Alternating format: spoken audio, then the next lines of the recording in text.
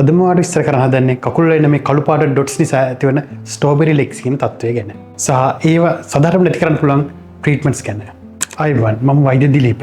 ඔයාගේ කකුලෙත් මේ ස්ට්‍රෝබෙරි ගෙඩි වල වගේ තියෙන වගේ කළු පාට ඩොට්ස් තියෙනවද? ඒක නිසා මේවට කියන්නේ ස්ට්‍රෝබෙරි ස්කින් කියලා.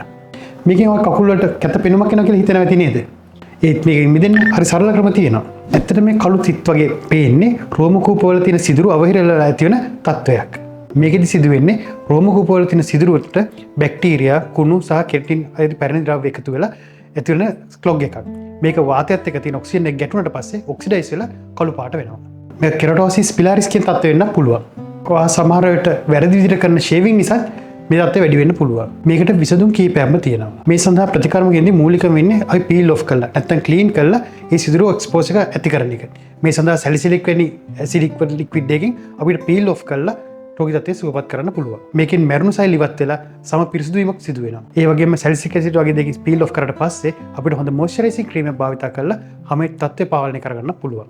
මේ හැම දෙයකට වඩා හොඳ ස්ථිර විසඳුමක් ලබා ගන්න පුළුවන් ලේසර් හෙයාර් රිමූවල් මගින්. මේ මගින් රෝම කූප සම්පූර්ණයෙන් විනාශ කරලා රෝම කූප විවර හිරවීම සම්පූර්ණයෙන් නවත්තන්න පුළුවන්. එමගින් ස්ට්‍රෝබෙරි පැච් වගේ තියෙන කළු පාට ඩොට් ඉවත් කරලා හැමට සුසුදු පෙනුමක් ලබා ගැනීම හැකියාව තියෙනවා. ඔබේ කකුලෙත් මේ වගේ ස්ට්‍රෝබෙරි ලෙග් තත්ත්වයක් තියෙනවා නම් අදම වෛද්‍යවරයෙක් හමු වෙලා හරියට නිවැරදි අඳුනාගෙන ට්‍රීට්මන්ට්ස් කරලා ඒ තත්ත්වය නිවැරදි කරගන්න පුළුවන්.